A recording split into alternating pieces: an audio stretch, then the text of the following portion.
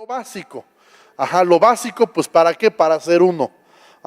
Juan capítulo 17, versículo 20. Vamos a leer un pedacito de una oración de Jesús. Y a mí me conmueve esta oración de Jesús porque a pesar de que Él oró esto hace más de 2000 años, vamos a darnos cuenta cómo Él estaba pensando ya en ti y en mí. Y cómo Él en su corazón había y hay una petición a Dios que todavía no ha sido respondida. Y vamos a ver, yo te recomiendo que en casa leas todo el capítulo 17 de Juan. Hoy vamos a leer solamente del 20 al 23, pero léelo en casa todo. Es una oración hermosa que hace Jesús. Y aquí dice, no te pido solo por estos discípulos, está orando Jesús a Dios. No te pido nada más por estos que están aquí, sino también por todos los que creerán en mí por el mensaje de ellos. Ahí estamos tú y yo, ¿te das cuenta? Jesús está pidiendo por nosotros desde hace más de 2000 años. Te pido, y aquí está el corazón de Jesús, te pido que todos sean uno, así como tú y yo, Padre, somos uno. Como tú estás en mí, yo estoy en ti, que ellos estén en nosotros para que el mundo crea que tú me enviaste. O sea, que ¿qué pasa si no somos uno? El mundo no va a creer. La condicionante para que el mundo crea es que tú y yo seamos ¿qué? Uno. Y si no somos uno, entonces el mundo no va a creer. Dice, versículo 22, les he dado la gloria que tú me diste para que sean uno. Otra vez, como nosotros somos uno. Yo estoy en ellos, tú estás en mí, que gocen de una unidad tan perfecta que el mundo sepa que tú me enviaste y que los amas tanto como me amas a mí. Señor, gracias por esta tarde. Te pedimos que tu Espíritu Santo nos hable. Señor, yo te pido muy particularmente que este mensaje pueda caer en los corazones correctos. Señor, que podamos ser una tierra fértil a tu palabra. No importa si es la primera vez que venimos, no importa si llevamos 23 años aquí, Padre, que podamos recibir esta palabra como si fuera la primera vez. En el nombre de Jesús, todos decimos que así sea, ¿verdad? Bueno, antes de explicar este pasaje, déjame pensar un poquito acerca de la iglesia. La iglesia es lo más extraordinario que existe, ¿sabías? La iglesia es extraordinaria, la iglesia es la esperanza del mundo. Yo sé que algunos escuchar frases como esto, que la iglesia es extraordinaria y que la iglesia es especial, quizá te cuesta trabajo entenderlo porque relacionamos iglesia con religión, con algo, con una institución muchas veces con muchísimos errores, muy manipulada, que se ha equivocado en infinidad de veces, pero no estoy hablando de la iglesia como institución, sino estoy hablando de la iglesia como personas. No estoy hablando de un edificio, no estoy hablando de una tradición, estoy hablando de la iglesia como un conjunto de personas que siguen a Cristo. Ese conjunto de personas que siguen a Cristo, esa comunidad que es la iglesia, es algo extraordinario. ¿Por qué? Porque representa el reino de Dios en esta tierra. El reino de Dios está contenido en la iglesia. La iglesia es la esperanza para este mundo. A lo mejor tú piensas que este mundo está perdido y que cada día va a ser peor, pero la realidad es que no. Todos los problemas y las afecciones del mundo tienen solución y sí hay esperanza. Y la esperanza está contenida en el mensaje que la iglesia tiene. La iglesia porta el mensaje más extraordinario del mundo y de la historia, que es la salvación y que es la gracia de Jesús. Ninguna otra institución en el planeta tiene las respuestas que la iglesia tiene para las necesidades de cualquier situación. ¿Ok? Yo sé que algunos me están viendo extraño, como que no me están entendiendo el punto, pero ahorita lo vamos a ir desglosando. Cuando tú entiendes el alcance de la iglesia, ya nada más te emociona, ni nada más te cautiva más que el verla alcanzar su potencial. Yo crecí en la iglesia, prácticamente nací en la iglesia.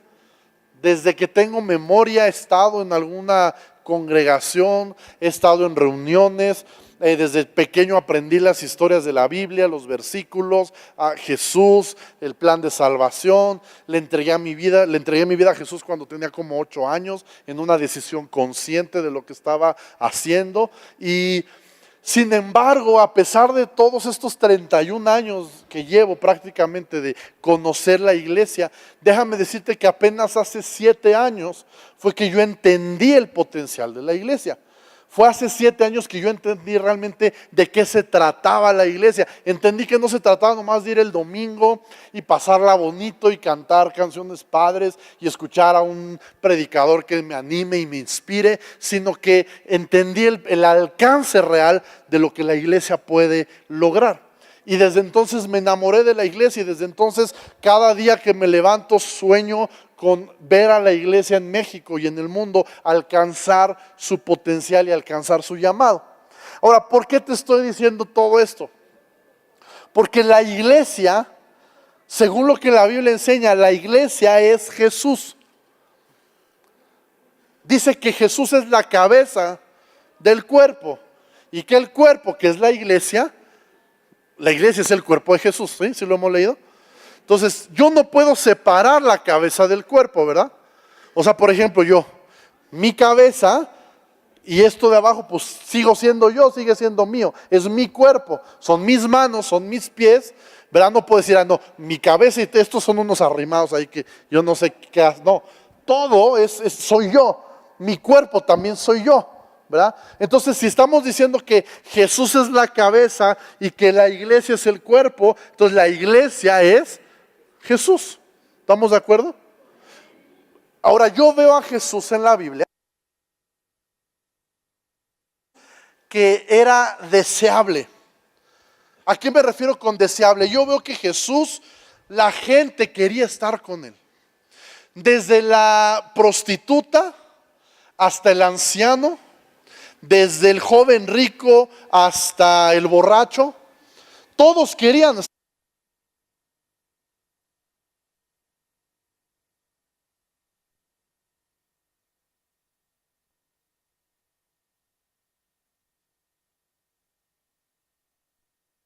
Sucios de la sociedad, por así decirlo, a los sectores menos deseables, como las prostitutas, ¿verdad? Los borrachos, los recaudadores de impuestos, todos se sentían atraídos hacia Jesús.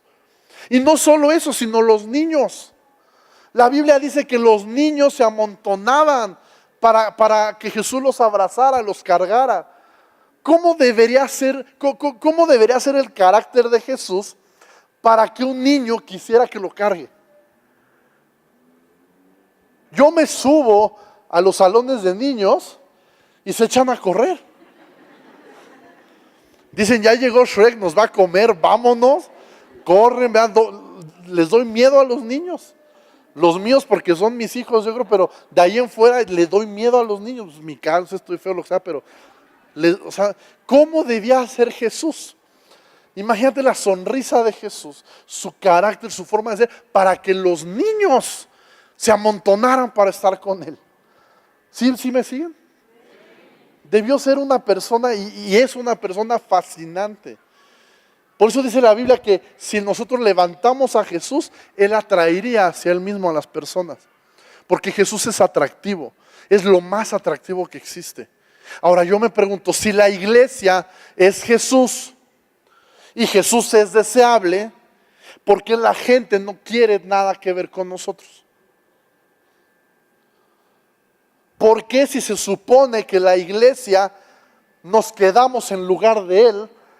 Él cumplió su labor aquí y dijo, ahí se ven, yo voy con el Padre a prepararles todo lo que viene en el futuro, ¿verdad? La vida eterna, voy a preparar ese lugar, pero ustedes se quedan en mi representación.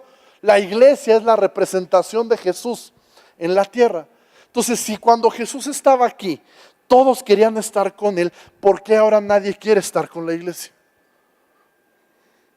¿Será que la gente cambió? ¿O será que nosotros no estamos reflejando bien el carácter de Jesús? Yo creo que va más por ahí, ¿verdad? Que como cristianos, como iglesia, no hemos sabido mostrar realmente al verdadero Jesús quien Él es. y hemos proyectado una imagen de un Jesús distinto, distinto al que la gente seguía, distinto al que los niños corrían a que los cargara.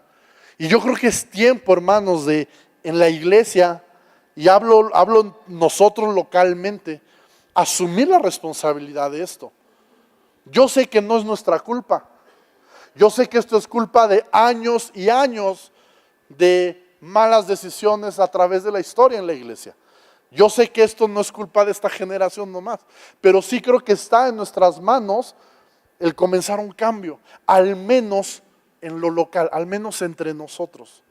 ¿Verdad? No podemos responder por toda la iglesia en el mundo, pero podemos responder por nosotros. Podemos hacernos responsables de cómo va a ser Manantiales. Si Manantiales va a reflejar una imagen correcta de Jesús o no lo vamos a hacer. Creo que eso sí lo podemos decidir y creo que podemos tomar decisiones.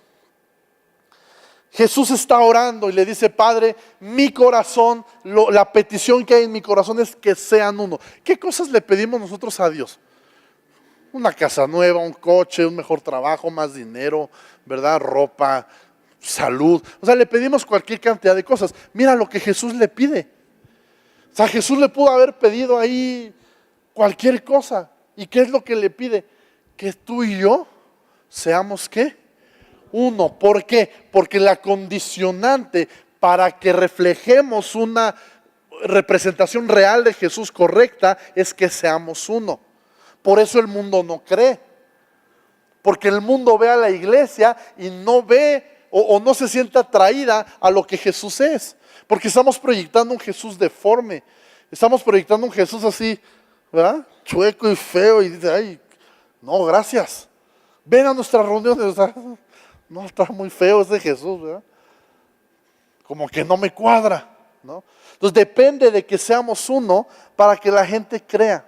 Mira, nosotros podemos hacer evangelismo, plática de vida, podemos hacer evangelismo en movimiento, comunidades, todo lo que se ha hecho. Y eso es bueno. Pero si no cumplimos este punto de ser uno, vamos a estar perdiendo el tiempo. Yo les decía en la mañana, la falla es tan evidente.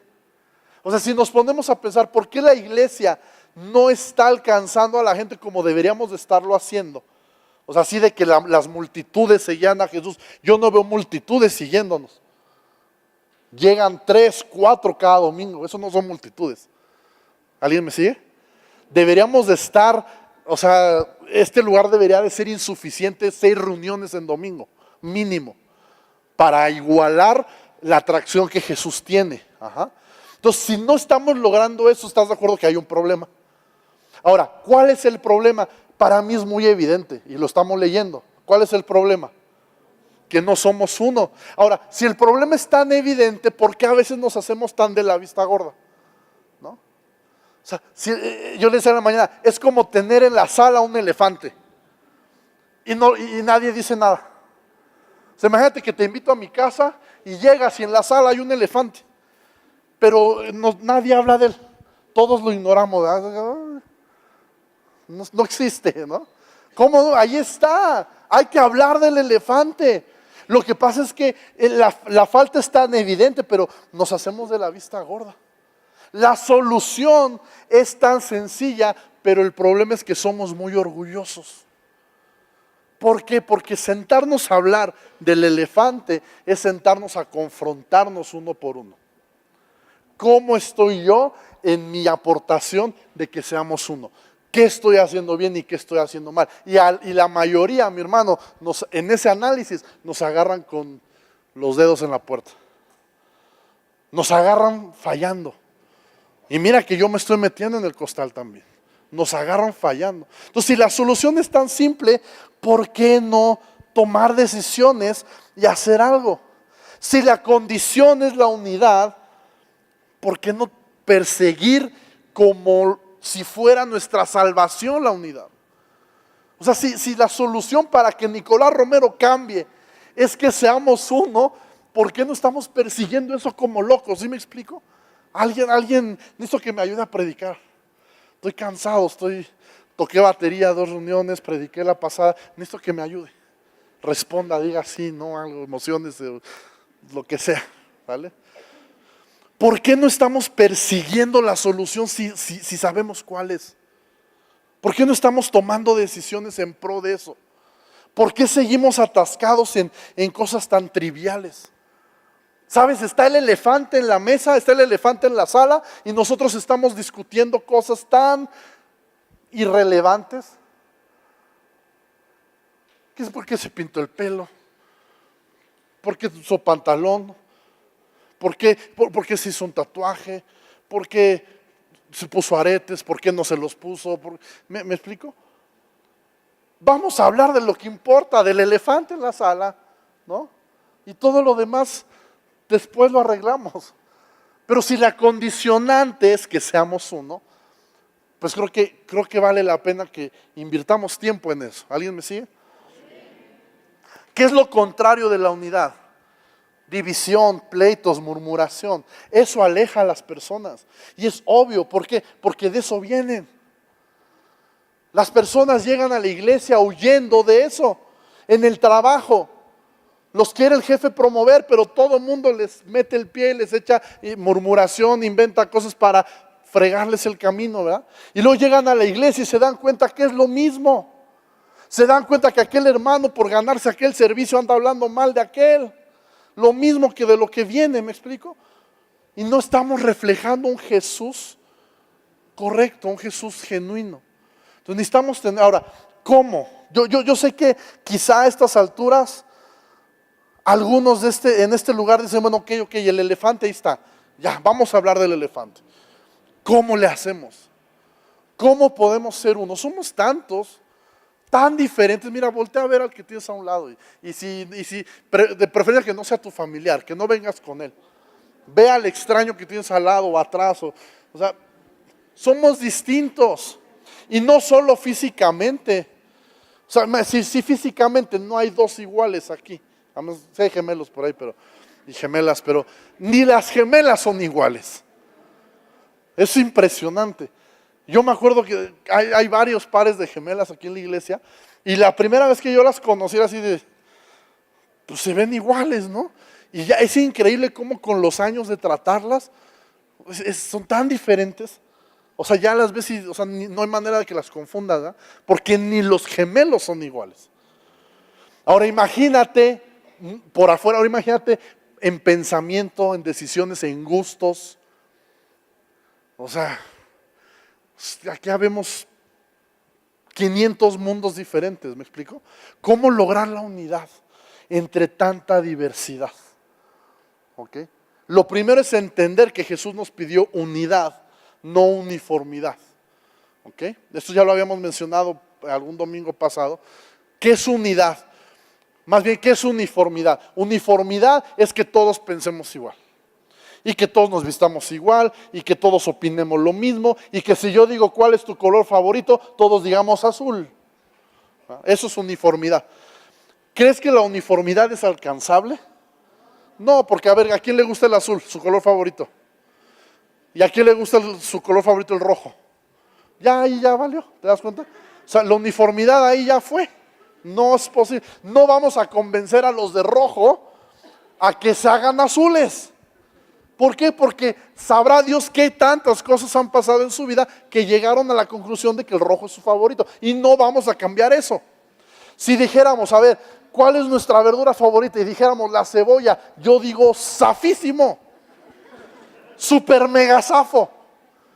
¿Verdad? Y no vas a hacer que me guste. ¿Me explico? Así me digas que para ser miembro de Manantiales tengo que comer cebolla. No va a pasar. ¿Me explico? Entonces, ¿uniformidad es posible? No es posible. No es alcanzable la uniformidad. ¿Qué es unidad? Que a pesar de que unos son azules, otros rojos, otros morados, que a pesar de que unos comen cebolla, otros no comen jitomate, otros no comen calabazas, que a pesar de todo eso podamos ponernos de acuerdo y seguir un objetivo, alcanzar un objetivo que nos ponga en acuerdo a todos. Ahora, ¿cuál es ese objetivo? Aquí somos tan distintos, pero tenemos una cosa en común, al menos tenemos una cosa en común y esa cosa es Jesús. Podrás irle a la América y los de acá al Chivas, pero tenemos en común a Jesús. No se pongan a hablar de fútbol, se van a pelear. Pónganse a hablar de Jesús. Están los del PRI, están los del PAN. No se pongan a hablar de las elecciones, pónganse a hablar de Jesús. ¿Me explico? Entonces, porque si nos ponemos a hablar de las diferencias, no vamos a acabar. Ahora, en Colosenses capítulo 3 hay una pequeña, un pasaje donde Dios me habló y me dio algunas herramientas para lograr ser uno. Y este mensaje te dije que se llama lo básico.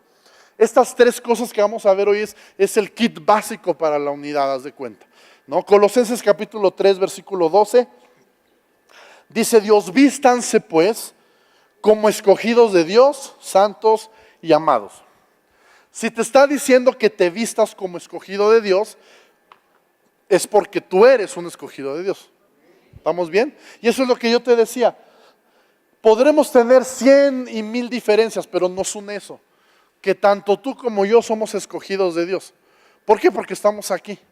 De los casi 400,000 habitantes que hay en Nicolás Romero, tú y yo fuimos escogidos y fuimos llamados y aquí estamos. Entonces eso pesa por encima de cualquier otra diferencia.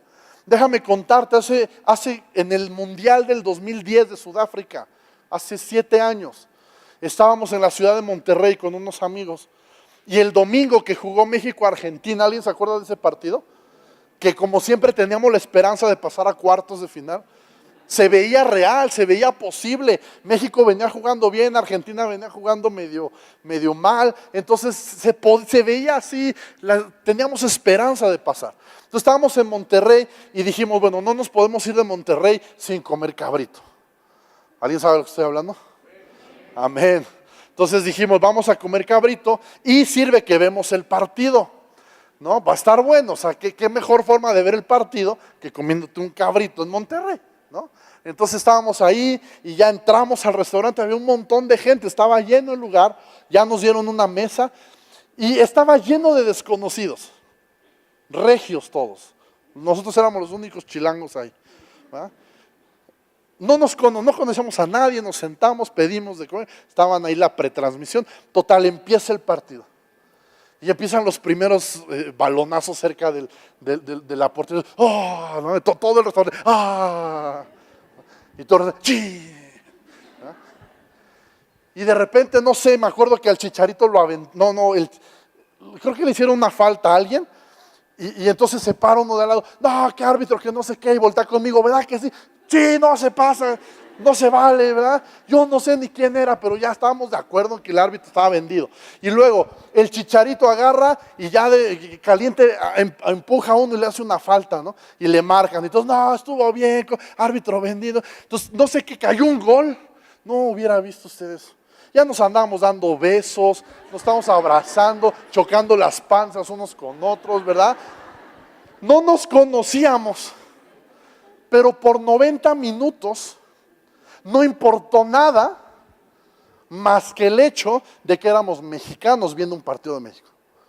No importaba si éramos chilangos, no importaba si ellos eran regios, no importaba si nada, o sea, nada que pudiera haber de diferencia ahí valió que le haya podido al hecho de somos mexicanos viendo un partido de México en el Mundial. Eso nos unió a todo el restaurante. Nos unió como uno solo. Ahora, tú y yo estamos en esa misma situación. ¿Qué es más importante, ser mexicanos o ser ciudadanos del reino de Dios? Esa es una identidad, hermano, que nos une por encima de cualquier diferencia. El primer punto es identidad. Queremos alcanzar la unidad, necesitamos entender que somos uno porque tenemos un mismo Padre. Somos hijos de un mismo Dios. Ahorita vamos a leer lo que dice la Biblia respecto, todo es uno, seguimos lo mismo. El mismo Espíritu Santo que está en ti es el mismo Espíritu Santo que está en mí. La misma sangre te compró a ti que me compró a mí. Eso es suficiente para que podamos ser uno. ¿Pensamos distinto? Claro.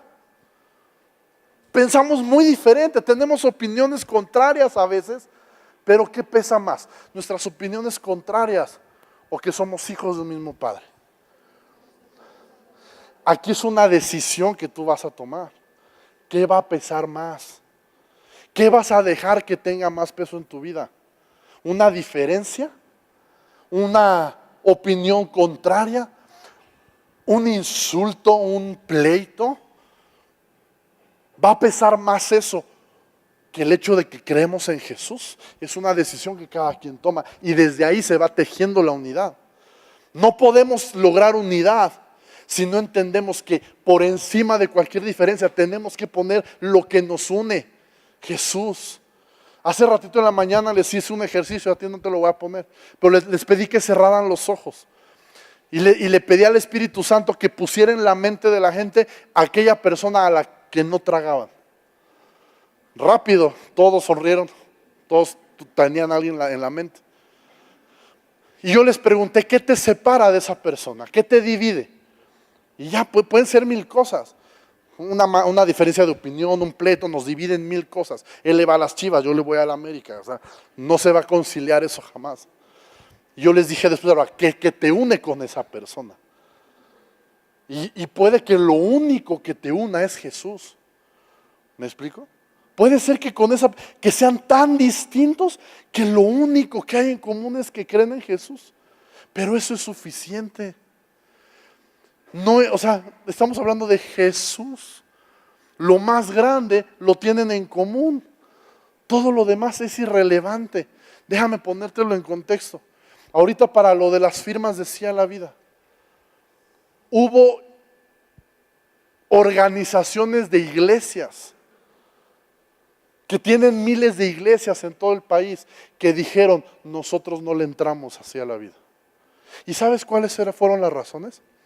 Porque nosotros somos de esta denominación y ustedes son de otra. Porque nosotros somos, no sé, no voy a decir por decir, nosotros somos presbiterianos y ustedes son bautistas, no sé. ¿Ah? Y dijeron que no. Y miles de firmas que se podían haber recabado se perdieron porque los líderes de estos movimientos dijeron, nosotros no vamos por la pequeña diferencia del apellido de cristiano. Bautista, presbiteriano. Y se olvidaron de que nos une algo más importante que el apellido que nos puede dividir. Nos unía a Jesús. ¿Sabes? Cuando se propuso esto, la primera vez que el pastor Gilberto lo propuso, él nos dijo, estamos pensando en buscar acercamiento con la Iglesia Católica para este asunto. ¿Sabes yo qué dije? Pero por favor, va a ser mucho más fácil, va a ser más rápido, vamos a alcanzar el número de firmas mucho más rápido. Pero ¿sabes qué dijeron la mayoría de los pastores? ¿Cómo nos vamos a unir con la Iglesia Católica? Eso es emuquenismo, ¿verdad? Ni siquiera saben decir ecumenismo. Eso es emuquenismo. No, ¿cómo creen? A ver, ¿tenemos diferencias con la Iglesia Católica? Sí, un chorro, un montón. Ellos usan sotana, yo uso mezclilla.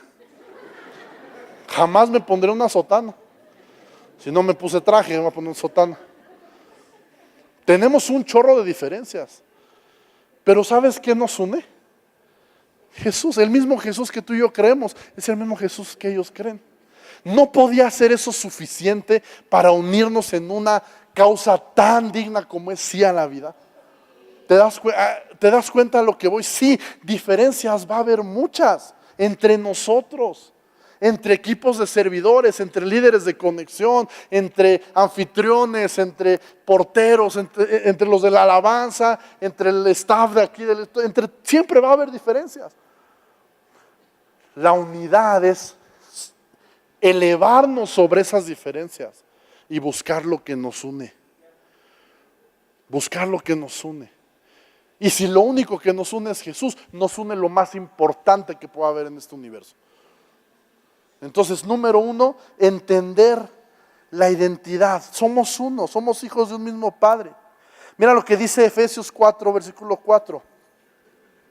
Pues hay un solo cuerpo y un solo espíritu, tal como ustedes fueron llamados a una misma esperanza gloriosa para el futuro. Hay un solo Señor, una sola fe, un solo bautismo, un solo Dios y Padre de todos, quien está sobre todos, en todos vive en todos y vive por medio de todos, ¿verdad? De eso se trata, un mismo Padre, una misma fe. Eso es lo que nos une, somos escogidos de Dios. Ahora, número 2, dice ahí Colosenses 3:12, vístanse como escogidos de Dios, dice de entrañable misericordia. Vístanse de entrañable misericordia. La palabra entrañable viene de las entrañas. Ajá. ¿Alguna vez has llorado tan profundo que sientes el dolor físicamente en las entrañas? Bueno, la misericordia entrañable es una misericordia que va a otro nivel de la misericordia normal. Si tú lees el contexto de Colosenses 3, Pablo está hablando de nuestro trato entre nosotros como creyentes. No está hablando de nuestro trato hacia los que no son creyentes. Hacia los que no son creyentes, la Biblia nos pide tener misericordia. Así nada más a secas. ¿Qué tenemos que tener con el mundo? Misericordia. ¿Qué tenemos que tener con nuestros hermanos? Misericordia entrañable. ¿Qué quiere decir entrañable? Es muy íntimo, profundo, muy de adentro, que nace. ¿Sabes de dónde nace una misericordia entrañable? De relaciones entrañables. Ahora, ¿con quién tenemos las relaciones más entrañables? Con la gente que más tiempo pasamos. Mi amor por mis hijos es entrañable. ¿Por qué? Porque vivo con ellos. Y todo el tiempo estoy con ellos. Mi amor por mi esposa es entrañable porque vivo con ella. ¿Me explico? Si Pablo nos está diciendo que necesitamos tener una misericordia entrañable, entonces necesitamos construir relaciones entrañables. ¿Y cómo va a pasar eso? 2 palabras: grupos, conexión. Grupos, conexión. Es la única manera en la que tú vas a poder hacer relaciones significativas y entrañables en la iglesia. ¿Por qué? Porque estamos aquí en domingo y está muy padre. Yo le digo, la multitud tiene su sabor, tiene su padre chida, ¿no? El estar aquí en bola, en multitud, es bueno. Pero la comunidad tiene algo que de ninguna manera podemos experimentar aquí. La cercanía. Mira, simplemente aquí yo estoy hablando, esto es una conferencia, no hay espacio a preguntas por el tiempo, ¿verdad? Y porque qué tal que no sé qué responder. Pero en un grupo conexión es otro formato, es otro rollo. Ahí puedes preguntar, ahí puedes exponer ahí. Ahora, yo ya me convencí. Después de este año y medio de estar trabajando en grupos conexión, yo ya me convencí que aquellos que no se integran es porque no quieren perder su comodidad. ¿Cuál comodidad? La comodidad de solo venir el domingo. ¿Por qué? Porque yo vengo el domingo y me voy de aquí, si acaso saludo a 2, 3 así de lejitos, y me voy y vivo toda la semana tranquilo, con mi familia, mi rollo, y regreso el otro domingo y lo mismo, y me voy, y no tengo que estar aguantando a nadie. ¿Sí me explico? Cuando tú entras a un grupo conexión, te estás exponiendo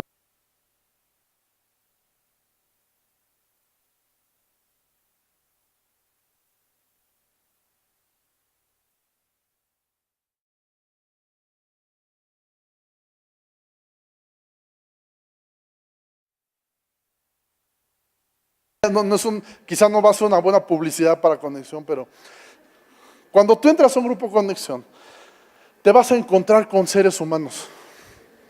Te vas a encontrar con personas de carne y hueso que se equivocan. Te vas a encontrar con personas que a veces llegan de malas porque tuvieron un mal día.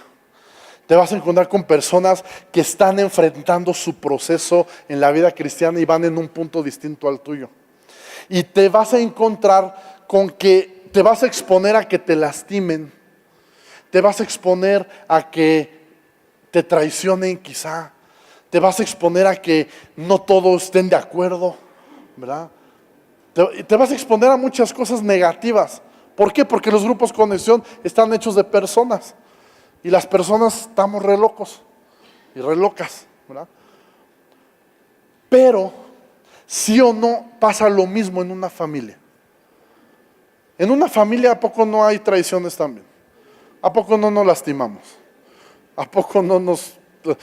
Pero sabes que también nos perdonamos, nos restauramos unos a otros, soportamos uno las cargas de los otros.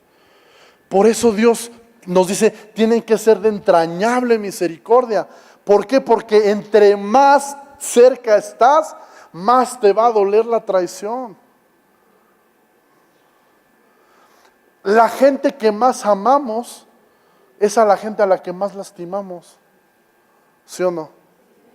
La gente a la que más amamos es la gente a la que más lastimamos. Pero al mismo tiempo es la gente a la que más misericordia le tenemos. Pero es este tipo de misericordia ¿qué? Entrañable. Y Dios no quiere que la misericordia entrañable solo se dé en las familias, quiere que se dé en la iglesia. Pero para que se dé en la iglesia necesitamos crear esas relaciones. Y el único camino para realizarlas, mi hermano, grupos, conexión.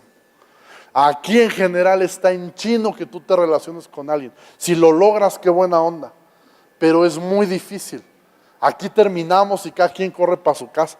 ¿Me explico? O a comer o a lo que sea. O sea, es muy difícil crear relaciones aquí. Pero en los grupos sí, ahí están diseñados para eso.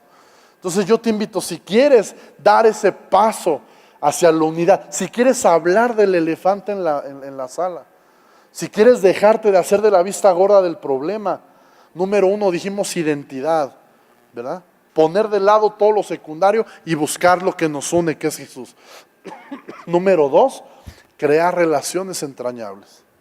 Conectarte con, te lo voy a poner así, conectarte con otros al punto de que estés expuesto a que te lastimen. No sé si alguien me está cachando esto. Pero si no te acercas lo suficiente para ser lastimado, entonces no sirve. Jesús se acercó a sus discípulos al grado de que lo lastimaron. Pero si Jesús no lo hubiera hecho así, no hubiera servido. ¿Por qué? Porque en un grado menor no hay amor, no hay transmisión de esas emociones. Y para el trabajo que ellos iban a hacer, Jesús no necesitaba nomás alumnos, no nomás discípulos, Jesús necesitaba amigos que cuando Él se fuera cargaran la visión. Entonces, si no te acercas al grado de que lastime, no sirve.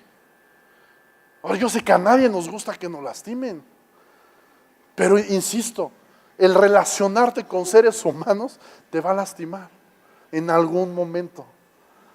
Pero lo padre es que no se queda ahí. La iglesia está bautizada, por así decirlo, en amor. Entonces, donde hay heridas, donde hay daño, ¿sabes qué? Debe de haber amor. Y ahorita no me quiero meter mucho en eso porque si no me aviento la PRI del próximo domingo. Pero necesitamos ser de entrañable misericordia. Y termino con esto. Colosenses 3, versículos 12 y 13. Seguimos leyendo. Vístanse de benignidad, de humildad, de mansedumbre, de paciencia, soportándoos unos a otros. Voy a quedarme con paciencia. Todo lo demás es bueno y lo necesitamos, pero voy a analizar la paciencia. La paciencia es parte del fruto del Espíritu que produce en nosotros. Como seres humanos producimos paciencia, pero es una paciencia chafa como el amor, ¿sabes? O sea, el ser humano produce amor, sí, pero es un amor interesado, condicional, chafa. El Espíritu produce un amor que es el amor de Dios. Igual, nosotros somos pacientes hasta cierto nivel, pero el Espíritu Santo puede producir en ti una paciencia sobrenatural. ¿Y por qué necesitamos una paciencia sobrenatural? Mira lo que significa la paciencia. Paciencia es la capacidad de soportar algo sin alterarse. Esto me suena cuando alguien dice, no es que yo no sirvo para cuidar niños porque no lo soporto, ¿verdad? O sea, no lo soporto sin alterarme, me alteran, ¿verdad? Eso es la paciencia. Vamos a pensar en un rompecabezas. En un rompecabezas, ¿todas las piezas son iguales? se parecen, algunas se parecen, pero son diferentes simplemente en la imagen que traen, en el dibujito que traen. Puede ser la misma forma, pero no traen el mismo dibujo. Imagínate que yo te enseño de un rompecabezas de 500 piezas, te enseño una y te digo qué es, qué imagen es. ¿Podríamos descifrar? Depende de qué tan difícil, pero yo creo que no, ¿verdad? ¿Qué necesitamos para ver lo que ese rompecabezas dice? Armarlo. Ahora, cada una de esas piezas fue cortada, fue lijada, fue formada para encajar en su lugar. Y esa pieza tiene que encajar con la de al lado, y con la de al lado, y con la de arriba, y con la de abajo. A menos que sea orilla, le tocaría nomás uno menos, ¿verdad? Y una vez que todas las piezas están armadas, están juntas, entonces proyectan un mensaje. Puede ser un paisaje, puede ser un animal, puede ser la foto de una ciudad, yo no sé, ¿verdad? Pero hasta que están todos juntos, proyectan un mensaje. Nosotros somos como como iglesia, somos un rompecabezas. Y cada uno de nosotros somos una pieza.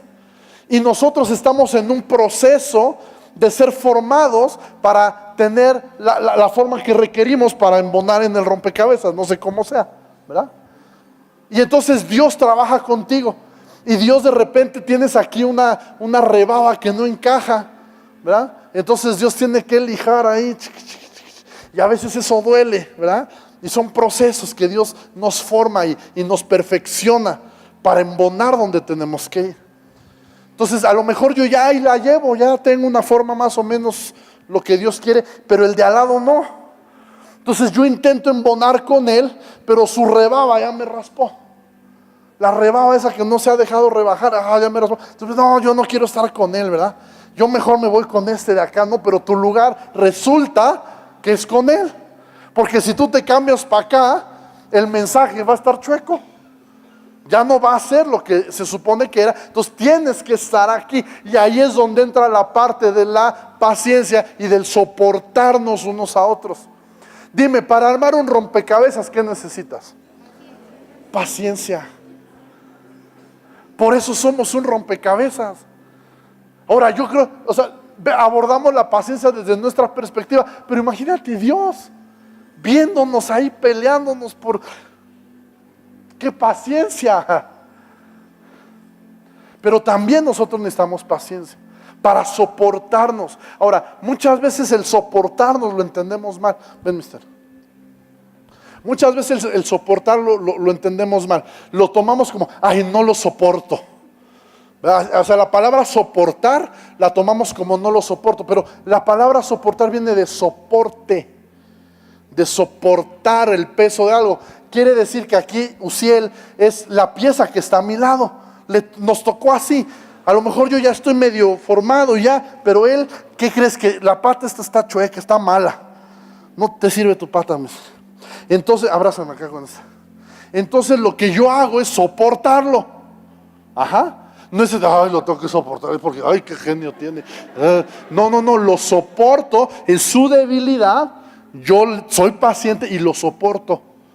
Porque cuando yo lo soporto, entonces estoy dando chance a que Dios trabaje y sane esa debilidad. Y cuando la debilidad sana, entonces podemos agarrar, embonar y proyectar el mensaje que Dios tiene para nosotros. ¿Alguien está acá?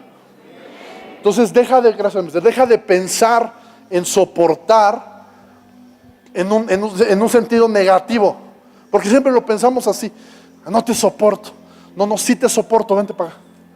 Yo te soporto, yo te aguanto, échale, recárgate en mí. Hasta que estés bien, yo te soporto.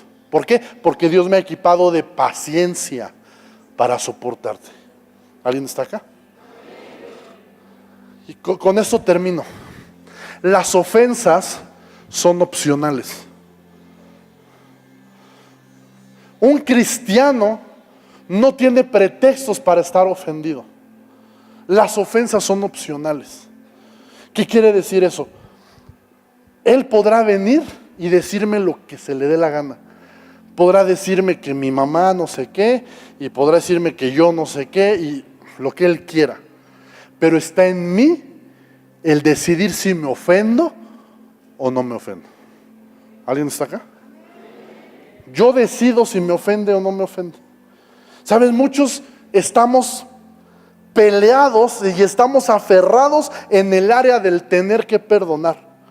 Yo creo que Dios a los cristianos nos quiere no peleando o no esforzándonos en perdonar, sino un paso atrás. Ni siquiera ofendernos. ¿Alguien me sigue? En mí está el decidir si me ofende lo que Él dice o no. Tengo de dos opciones: me ofendo, abrazo la ofensa, híjole, triste, pero vas a ver. Esa es una opción. Ofenderme, agarrarla. Me aventó la ofensa y yo la abracé. Y está la opción más fácil y más sana del mundo, que es: no la agarro. Él podrá decir lo que quiera, no me ofendo. Sí estás acá. Si logramos eso, este tema se llama lo básico, porque con esto tenemos suficiente para ser uno. Tenemos suficiente para ser uno. Enfocarnos en lo que nos une, que es Jesús. Buscar relaciones entrañables, grupos conexión, y paciencia. Soportarnos unos a otros. No ofendernos. Hay gente que se ofende tan fácil.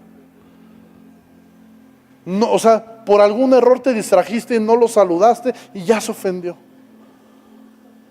¿Por qué no decidimos soltar ese tipo de cosas? Estamos hablando del elefante, ¿sí o no? ¿Por qué abrazar las ofensas? ¿Por qué no? Ok, a lo mejor estaba en un mal momento, bien estresado, no me voy a ofender. Punto. Si no me ofendo, mira, es que no sé. Si no me ofendo, ni siquiera tengo que perdonarlo. ¿Alguien me sigue? Si no me ofendo, ni siquiera. El día que ya se le baje el coraje y venga y me pida perdón, ¿sabes qué, David? Es que andaba muy ofuscado, perdón por lo que te dije. No te preocupes, no me ofendiste, estamos bien. ¿Me explico? O sea, ya ni siquiera me voy a ahorrar el dolor de perdonar y de que si suelto, si no suelto. No me ofendió, no tengo nada que perdonar. 3 lo cacharon y con eso es suficiente. ¿Por qué no cerramos nuestros ojos y dejamos que el Espíritu Santo nos confronte? La solución ahí está. ¿Queremos un Nicolás Romero transformado? ¿Queremos que el Evangelio de Jesús llegue a toda esta ciudad? La solución ahí está. No seamos tan orgullosos para no querer tomar decisiones para lograrlo. Quizá tú hoy tienes que perdonar cosas. Quizá en pro de la unidad tienes que soltar tu orgullo y decir: yo perdono eso, porque sí me ofendí, reconozco que me ofendí, pero hoy perdono esa situación y hoy restauro esa relación. Hoy no voy a dejar que esas diferencias se interpongan con el propósito de Dios para esta iglesia. Hoy prefiero enfocarme en lo que nos une, que es Jesús, y todo lo demás decido ponerlo como secundario. Hoy decido buscar la cercanía con la iglesia. Quizá la decisión para muchos hoy sea, saliendo de esta reunión, ir al módulo de conexión y dejar tu comodidad. Y quizá otros necesitan aprender a ni siquiera ofenderse. Pero yo creo que con estas 3 es más que suficiente para vivir en unidad. Más que suficiente.